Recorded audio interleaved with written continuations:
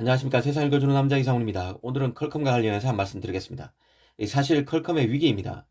최근 나오는 뉴스를 종합해보면 지향점이 나타납니다. 기존 칩 메인 플레이어의 위기, 그리고 파운드리의 호황인데요.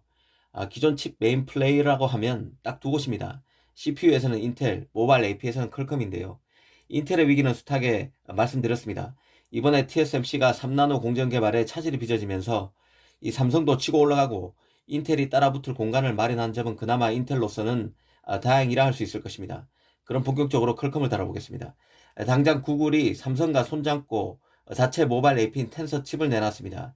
이제 그 안드로이드 운영체제에서 최고 모바일 AP 자리를 삼성의 엑시노스만 노리는 게 아닙니다. 구글도 경쟁에 뛰어들었다는 뜻입니다. 중국 상황도 녹록하지 않은데요. 이 스마트폰 업체가 자체 AP를 만드는 추세가 뚜렷해지고 있습니다. 이 퀄컴의 경우 자신의 가장 큰 고객은 갤럭시 폰을 만드는 삼성이지만 14개 고객 중에서 12개사가 중국 업체인 데서 보듯 중국이 최대 시장입니다. 문제는 중국 업체들도 스스로 칩을 만들기 위해서 머리를 싸매고 있다는 점이 있는데요. 이미 샤오미가 하웨이 팹리스자에서 하이실리콘 인력을 수혈해서 AP 재도전에 나섰고, 이번에는 비보도 자체 칩 제작에 나선다는 소식입니다. 이 비보의 경우는 아직 당장 모바일 AP로 가기에는 역량이 많이 딸립니다. 그래서 이미지 칩, 보안 칩부터 시작한다고 합니다. 하지만 결국에는 모바일 AP를 하는 수순으로 갈 것입니다.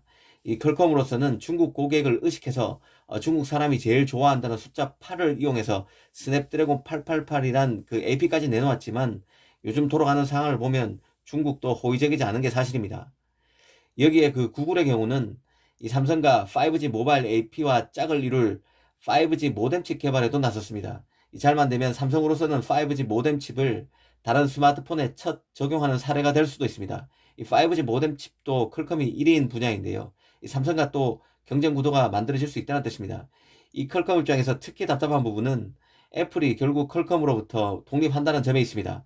현재 계약사항으로는 애플이 2024년까지 이 퀄컴의 모뎀 칩을 쓰는 것으로 되어 있지만, 애플의 자체 모뎀 칩 탑재가 더 빨라질 것이라는 관측이 계속 나오고 있습니다.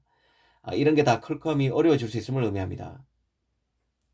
물론 퀄컴도 넋을 놓고 있지는 않습니다.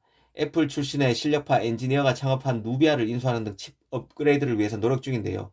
당장 그 노트북용 프로세서, 즉 CPU 개발 등에도 속도를 내고 있습니다. 이미 애플의 M 시리즈가 대성공을 거두면서 구글까지 2023년, 그러니까 내후년이죠. 내후년 출시를 목표로 크롬북용 CPU 개발에 나선 상태입니다. 삼성과 손잡았다는 얘기가 나오고 있는데요. 아직 오피셜로 확인되지는 않았지만 어찌됐든 구글도 크롬북용 CPU를 내놓는다는 것입니다. 이 삼성도 노트북용 엑시노스를 내놓기 위해서 내부적으로 작업하고 있다는 것은 공공연한 사실입니다. 여기에 그 AMD의 그 라데온 GPU가 쓰인다는 것이죠. 사실 인텔의 X86 프로세서가 완전히 장악하고 있는 PC 시장에서 그래도 ARM 기반 프로세서로 가장 먼저 도전에 나섰던 업체가 바로 퀄컴입니다. 이미 그 스냅드래곤 8CX 등을 내놨습니다. 하지만 시장에서 퀄컴의 그 CPU가 그다지 각광받지 못하는 사이에 애플이 M1 칩으로 혜성처럼 나타났고 사람들을 열광하게 만들었습니다. 이 사람들만 열광한 게 아니라 삼성, 구글 등 반도체 메인 플레이어들이 실제 이 시장에 다시 뛰어들고 있습니다. 제일 먼저 인텔에 도전했던 퀄컴 입장에서는 졸지에 존재감이 흐릿해진 판에 경쟁자만 크게 늘어난 꼴이 되어버렸습니다. 경쟁이 없는 곳은 없습니다. 치열한 경쟁을 통해서 좋은 제품이 나오는 것이 세상사인데요. 하지만 퀄컴 입장에서 보면 더 어려워진 환경인 것도 부인하기는 어렵습니다. 최근 흐름을 보면 이 퀄컴과 삼성의 밀착이 눈에 띄는데요.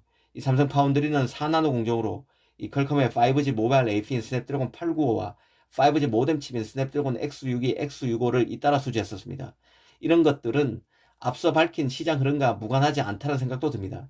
이 퀄컴으로서는 모든 고객이 퀄컴으로부터 빠져나가려는 원심력이 강한 시장 환경에서 갤럭시를 잡아야 하기 때문에 삼성 파운드리에 칩 물량을 주는 것을 적극 고려할 여지가 있다는 뜻입니다. 순수 파운드리로서 조력자이기만 한 것보다는 경쟁자이자 조력자인 것도 결코 경쟁에서 이기는데 나쁘지 않다고 생각됩니다. 오늘은 퀄컴의 위기에 대해서 짚어드렸습니다. 감사합니다.